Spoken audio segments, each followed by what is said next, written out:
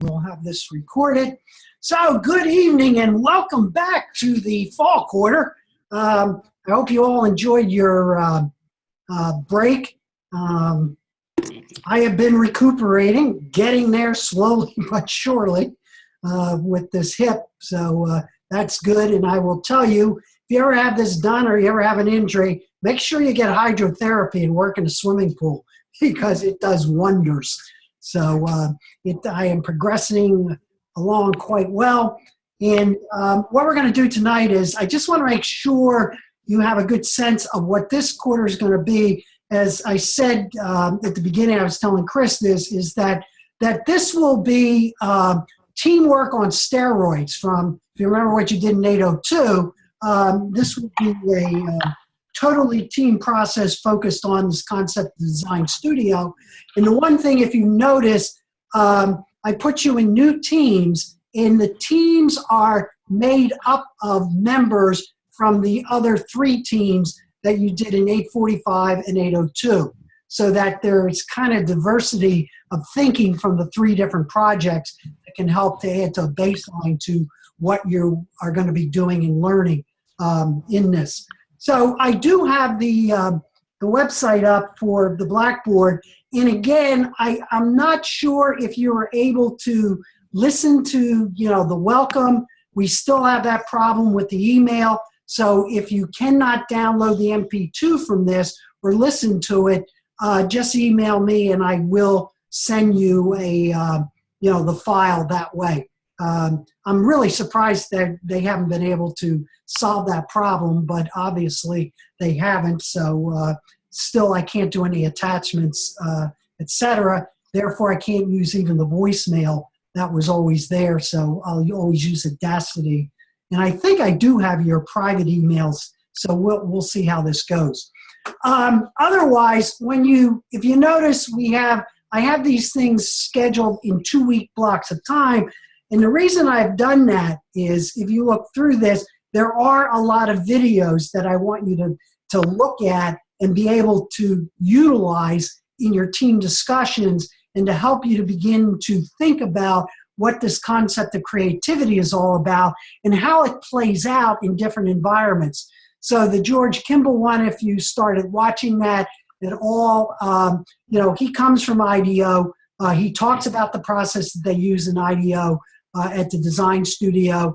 The John Kao one is very interesting because he's considered one of the major gurus of innovation, works with companies from all around the world, a lot around creativity. And that video is kind of interesting because he also plays jazz piano, and he utilizes the piano to get across a lot of his points. So you should find that one of interest. I think you guys looked at the Pilsen one before. I just threw that back in there so you can think about how she designed that school within that community. And obviously the young Zal, again, to take a look at world-class learner. Now, one of the things I want you to be aware of as you look through this process is that this group right here, the one that deals with research and journal articles, well, what I've done is, and you have a short paper to look at some of the research. This is stuff that might help you in thinking about different types of research articles. We have the IDEO design thinking process in there. So if you go into that, we have designer workbook examples, etc. So I have things there available for you. If you look at knowledge work is very important for your teams to look at. This looks at what they're thinking about in terms of the future, where we're going related to schooling. I will probably update a couple of these with some of their newer material.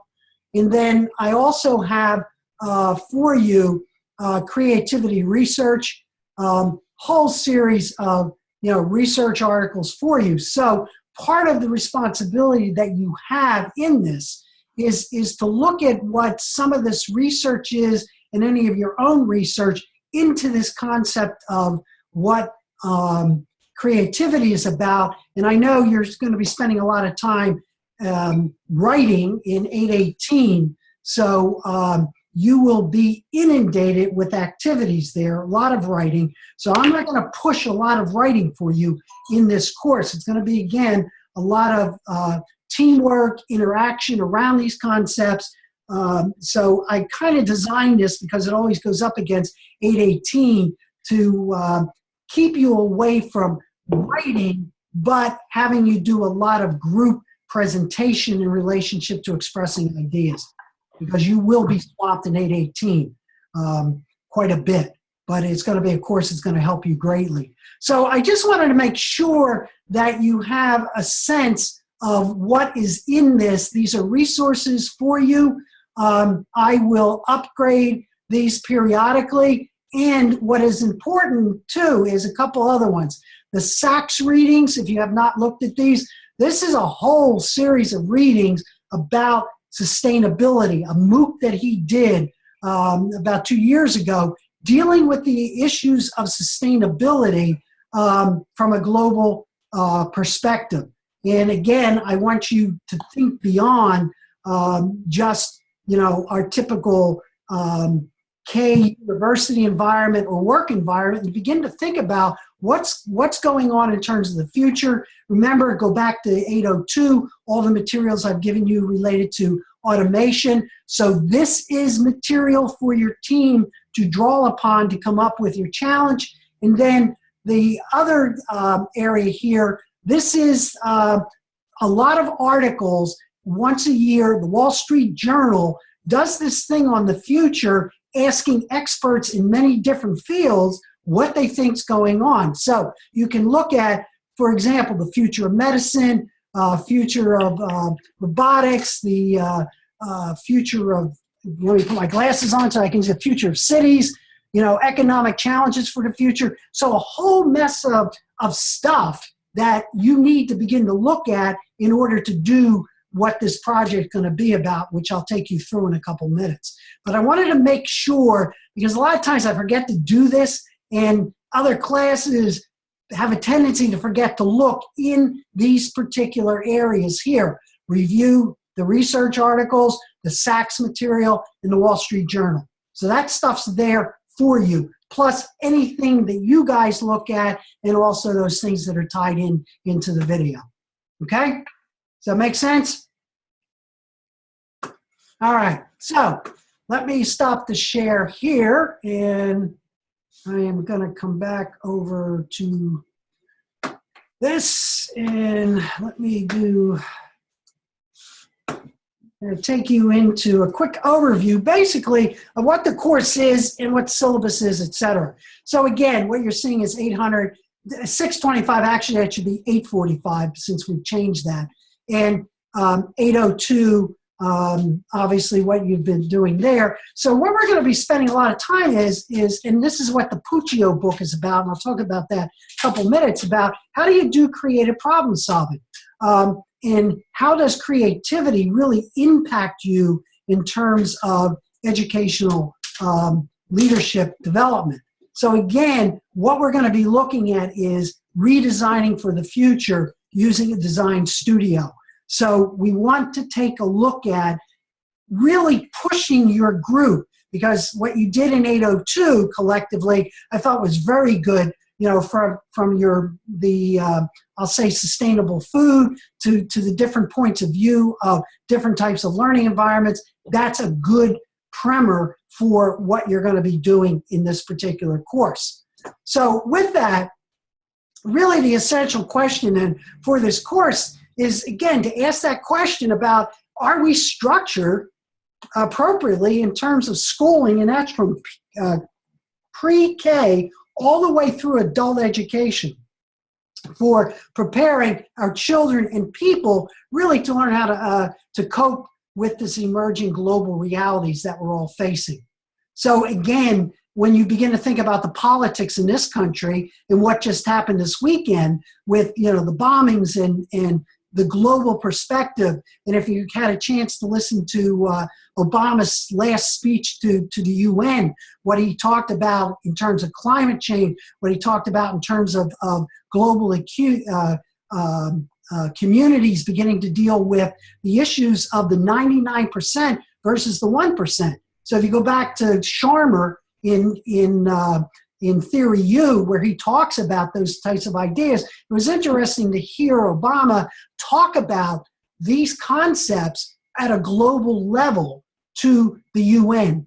So again, as educators and as people who work in higher education or in K-12 environments or work in training in nonprofits or other types of organizations, these are the types of things we need to think about. So if you're in the business world, you need to think about what are the schools doing to prepare for this emerging global economy. So that's the essential question that I'm posing for all of you collectively, to work in. So what I want to do now is just, take a look at what the relationship of all of this is to the readings. So again, if anything, this might be a textbook, considered a textbook, and this is a Puccio book. And what's very good about Puccio, because he's one of the premier thinkers, I believe he's at the University of Buffalo, in relationship to this idea of creative problem solving. And this book has a lot of great information in it to help you to begin to understand what the leader's role is in creating imagination to get people or groups to really look at novel goals, in a direction for new directions for a group. So I think, and over the years that I've used this book, students have said to me that they've found it to be a very interesting book and one that you'll be able to use well past this because of the concepts that are in it. So that's your creative leadership book, the Puccio book. The Tom Kelly, who was one of the co-founders of IDEO, wrote this book several years ago called 10 Faces of Innovation. And what's really cool about it is it's kind of a self-analysis based upon these personas that he has categorized over his many years of working in design, in working with companies, in working with organizations, whether it be Apple Computer, whether it be hospitals, on really, what type of personas do you have as an individual that really allows, innovators, as it says, focuses on verbs. They set out to create, to experiment, to inspire, and they build on new ideas. So what these 10 faces are about and what you're going to do once you look at this is you're going to do a self-analysis of yourself based upon the 10 faces and identify what you see as your strengths within these and possibly what your weaknesses are. So it's a pretty good book. If any of you have ever taken Myers-Briggs or any of those inventories, this sort of is the creativity inventory and will give you a lot of information, to help you to think about this concept of what innovation is. In particular, I'm using the word innovation here because when you watch John Kao, he does make that distinction between innovation and creativity. So that's your second book. The other one is, again, this is by Tim Brown, and you'll see videos by him throughout this course. Again, he's was one of the founders or developers of IDEO. And what this book really begins to get you to look at is this concept of spaces that are driven by an understanding of the difference between divergent and convergent thinking. And you're going to particularly see that in the Puccio book because he gets you to look at how the skills, what are divergent skills in particular areas related to creativity, and what are the types of skills that you need in a convergent environment. So you need both of these. So what the Brown book does is really help you to begin to understand about inspiration, ideation, implementation, rather than thinking about sequential steps to creativity, because creativity is a non-linear process. And so that's something, and particularly, you know, if you've started listening to the first video, what you're going to see there is the way in which they do not follow a linear sequence at IDEO or at the design school. So this is going to help get you to begin to think about this, because quite frankly, all of you work in convergent organizations. And the problem with that is your tendency is because of, if you think about, remember, structure shapes behavior of people over time, what convergent thinking is, which is important, it means you do step by step by step by step. And the problem is the complexity of so many issues cannot be solved by doing it step by step by step, because you're dealing with unpredictability, you're dealing with the concepts of chaos. So your ability to think divergently becomes extremely important. So one thing I'm going to do is push you very hard into a divergent environment so you can feel what that's about, because that's very important for you to understand. And then the last book, yeah, go ahead. No, it's just Israel commenting that that's great. Okay. How are you doing, Israel? Yeah, I'm doing great. Thank you, Dr. Good. So, the last book is Daniel Pink's book, Drive. Very interesting one, because what Pink does is does a deep dive into this whole idea of motivation. And he really tears apart the concept of behavioralism, you know, the carrot and the stick. And he makes very strong cases where this reward mentality that we have is okay when you're doing sequential type of work, but when you get into very complex work, it doesn't work. And you can throw all the money at people to do that. If they do not understand how to function in a non-linguistic, in a non-linear environment, it doesn't matter. So this book's going to help you to do a lot of thinking about the concept of how motivation plays into a leadership's understanding on how to get people to move towards innovative environments or creative environments. So that's why I picked these 4 books for you. Again, the only one that's closest to, because it's a sage book, to what one might call a textbook, is the Puccio book, but it has a lot of very valuable information in it. And the other 3 books are good trade books, which I'm hoping over time you'll come back to, you know, as you go through this program, but more importantly within your work. So this is the reading. So hopefully everyone was able to get the books, and I have them sequenced out what you're going to do if you looked at the syllabus, you know, for the readings. Basically, by the end of the course, you will have read all the books and have gone through the material.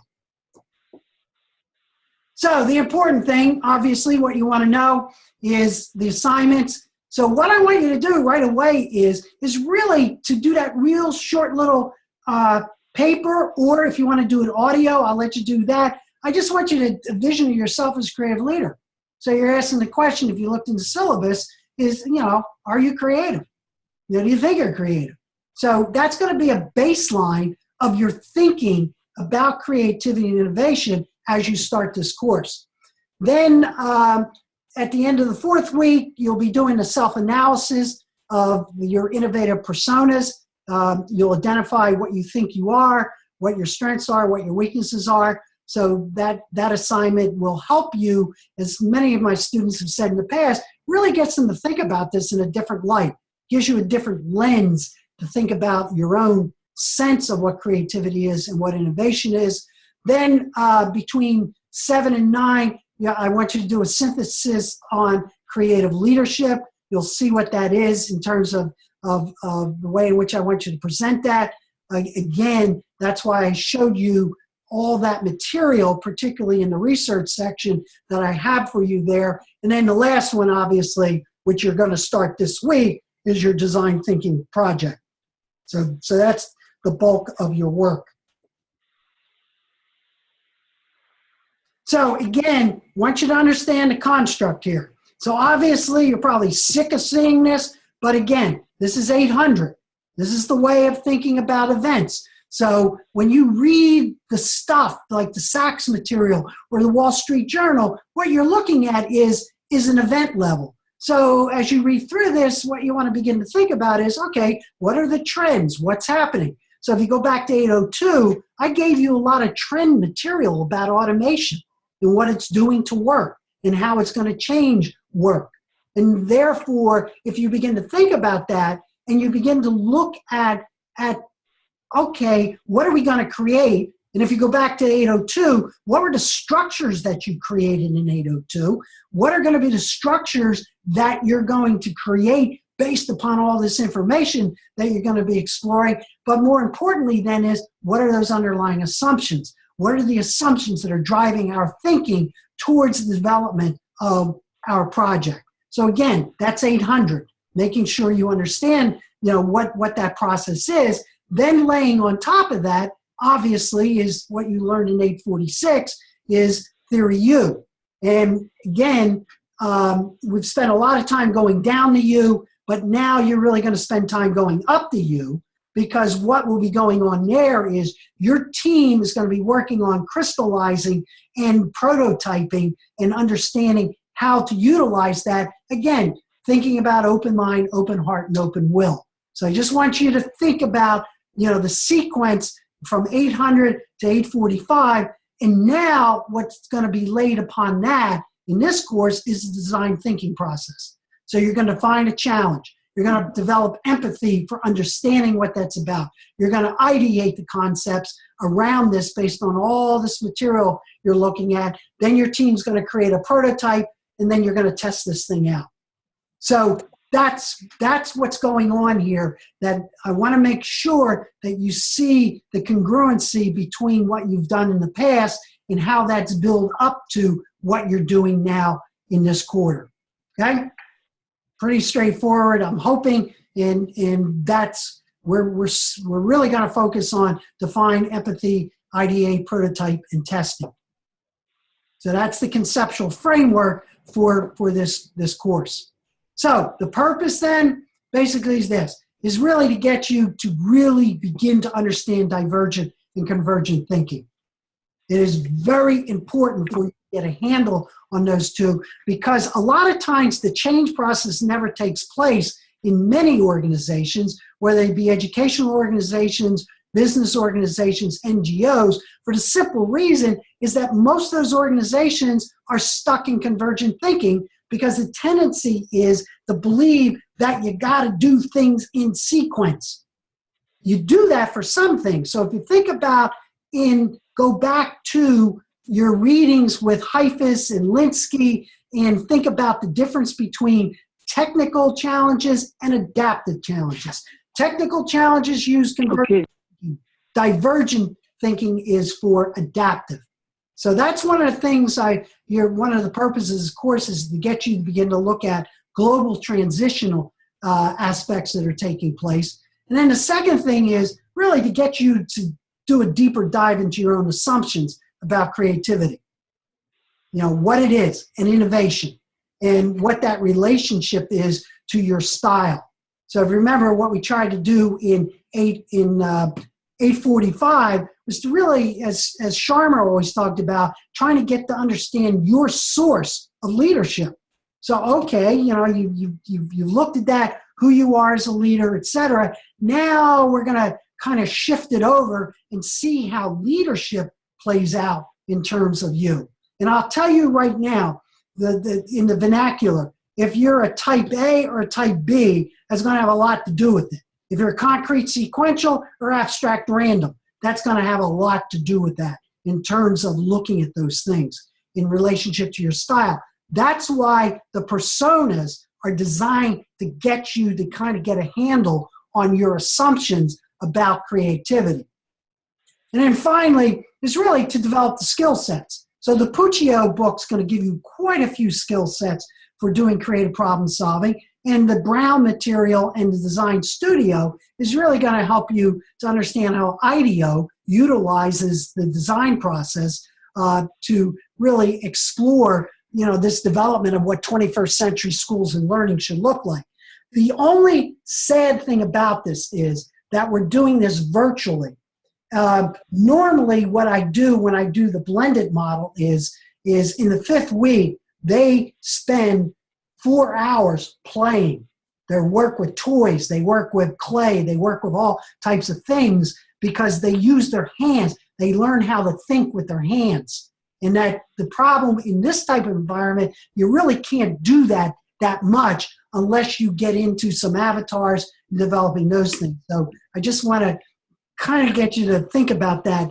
And I'll show you some videos of some of my former classes where they were working with their hands so you get a sense of what that design studio is in a non-virtual world. So these are the purposes of this course, what we're taking you through.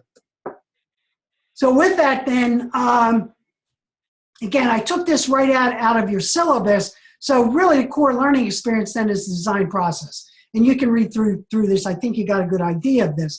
But what I want to look at is the second paragraph there is that each of the 10 weeks of this course, the team will be given instructions. Every Sunday you'll get the weather report in New Holland, plus what you're going to be doing, for that week, even though they're 2-week blocks, what I want you to do. And hopefully you have downloaded that handbook I put together for you to help to go a little deeper into what this process is. But what your team are going to have at the end is the following. You're going to design a physical space. Again, you played with that in 802. You're going to design. You're going to talk about the information flow within that system. How does information flow within the system between or among the people within that? Another way of looking at that information flow could be, all right, if you're looking at let's say a learning environment that's focused on kids, then what's the curriculum design all about? The last one's very important. What's the system of work? How will system of work change in your environment? Will a teacher be a teacher in a traditional sense? Will they be something else? What's the system of work for the people who are learning? Or will you do away with that concept of teacher? So one of the things you notice on my syllabus, you never see the word, I never use the word instructor. I'm your instructor, or I'm your teacher, or I'm your professor. No, I'm your learning facilitator, because I create a space for you to both be teacher and learner based upon what, if you remember, what Russell Akoff talked about in learning right side up. Then the other thing is you're going to explore and talk about, okay, what are those leadership skills to make this environment work, make it sustainable? That's where the Puccio stuff's going to come into play. That's where going back to Heifetz and Linsky will help you a lot in looking at that. And then projected implementation strategies. All right, so here's where we are. So if remember the idea in Sengi about creative tension, where you had the rubber band. So here's our vision up here. Here's our current reality. And that tension between the two is where the energy comes from. Well, what I want your team to really talk about is what's going to be those implementation strategies so that we can pull current reality closer to our vision. Okay? So we'll talk about this more and more as we go through this, as you get into this. But I just want you to understand that these are the 3 things that must be identified and talked about in your final project. Okay? So I give you time to think about it and process it as you're looking at that. So obviously, I'm not going to say, okay, good, that's it, see you in 10 weeks and put the thing together. So your design teams then, this is basically your question that you're focused on. So how does your team structure new learning environments, allow for all learners to be able to live sustainably and find their passion for learning? So you go back to Young Zhao's material and what he talks about in terms of making sure every kid or every learner knows what their passions are, and we create structures to allow those things to happen, which in essence goes against a lot of our concept around standardization. So you need to think about that. But that's going to be the challenge, the question for you to develop your challenge. So the purpose then is through your team is really to experience this process of design thinking. I want you to be able to feel what it's like, even though it's limited because we are in a virtual environment, but hopefully, we'll have discussion about, okay, how can you make this work in your own present reality? So we'll play around with some of those ideas. Okay. So I also gave you, and I'll go through this real quick, I do have in there for you kind of the sequence so you get an idea of what's going on in the first 3 weeks. So again, what you're going to be doing is doing a lot of environmental scanning. You're going to look at, obviously, some of the videos. I want you, your teams to look at the Wall Street Journal, the Sachs material, any online stuff that you're looking at, some of the stuff you picked up in 802. So over the 3 weeks, you're going to be really beginning to understand what your challenge is and be able to find at least that challenge by the end of the second week. And then in the third week, we'll be looking at that. And one of the things I want you to do with your teams, once you begin to look at your challenge, I'd like you to take that challenge statement and go into your environments and ask people what they think of it. That's the voices of the field. Okay, that's what I mean by that. So you look at what we're doing, observe, be aware of the voice of judgment, voice of cynicism, the voice of fear. So that's the theory use stuff. And we're looking at the event level, the patterns, that behavior, and the mental models. That's what's going on in system thinking in those first 3 weeks. So the next one then is in week 4. Then from that, you're going to now really start developing brainstorming about, okay, we have all this information. What do we want to do with this? Now what we're going to try to do is you're going to get into letting go your old assumptions about what learning is about, what present K-12 or universities look like. And what you're going to try to do is really let go in order to let something come and really allow your ideation to emerge. So we're going to do a lot of brainstorming during that week. That's what your teams will be doing. And then when you come into week 5 and 6, then you're going to put together a prototype. And you're going to present in week 6 that prototype. And you're going to get comment and feedback from the other teams on your prototype. So we will do these virtually. Obviously, the best way for you to do those most likely would probably be in VoiceThread or some type of video that you want to do. But what's important about this is here's your first attempt, a showing of what this design is about. But what's going to be extremely important is for you to get feedback from the other teams to help you to adjust and develop, because from week 7 on, what you then will be doing now, 7 and 8, is you're really going to be start developing, create the physical space, the information flow, answering those questions, starting to work on your project, make it as robust as possible. Because I'm going to tell you, one of the end products of this is when you do this, I'm going to upload your final teams to Otto Scharmer's Presence and Institute prototyping site so that people around the world can see what you're doing. And if they want to contact you, they'll contact you.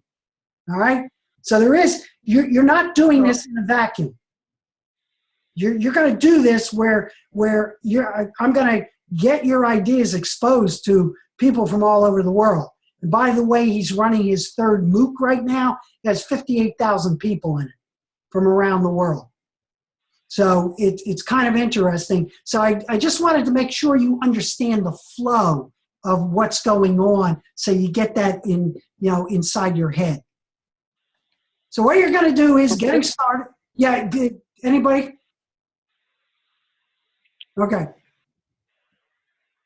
So how might we redesign our schools to meet the needs of our students? I gave you what that's all about. Again, you're looking at the system, you're looking at information flow, you're looking at physical structure. That's what those symbols are about.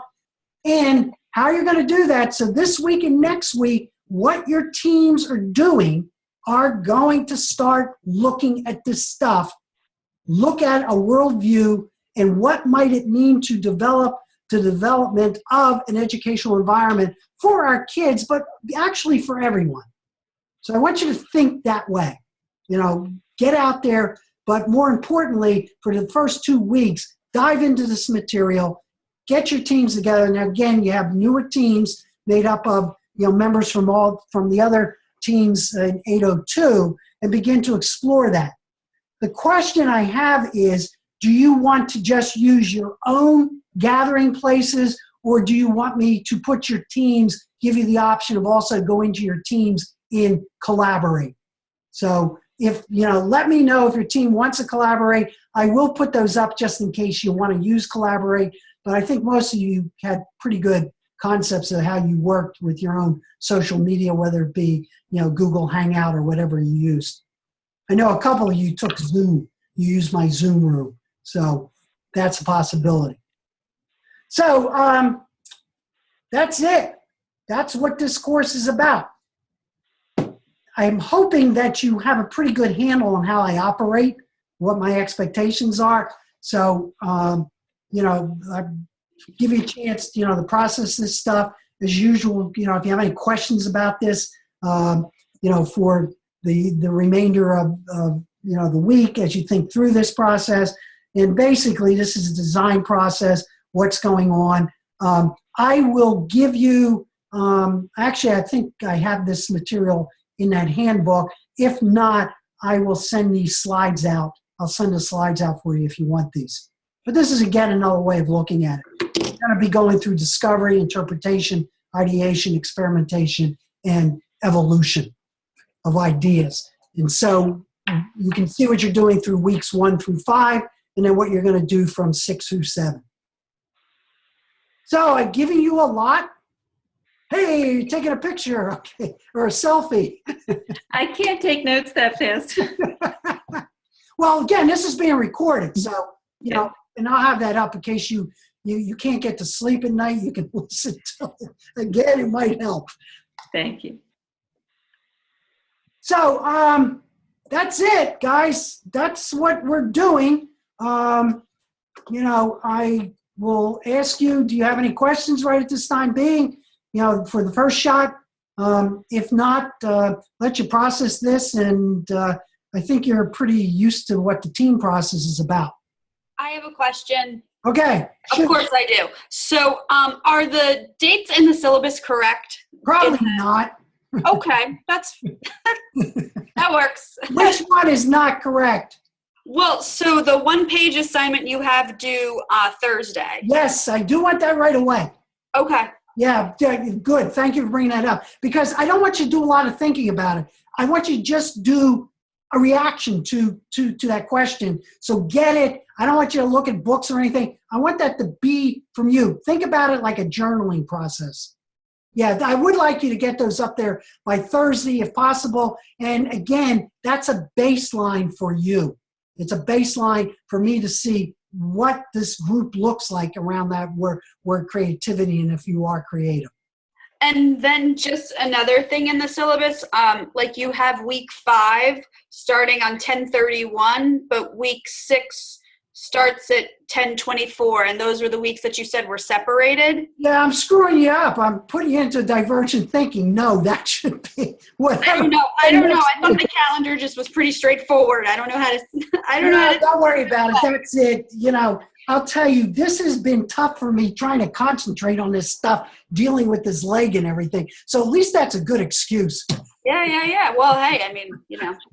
So you'll just go through and update that and then let us know? Yeah. So it will be the next week. Obviously, it ends that Sunday of the week and it starts on that Monday. Okay, cool. Okay? Easy enough. Thank you. All right, cool. Anything else for the good of the order? If not, I'm going to stop the recording. And what I will say to you then is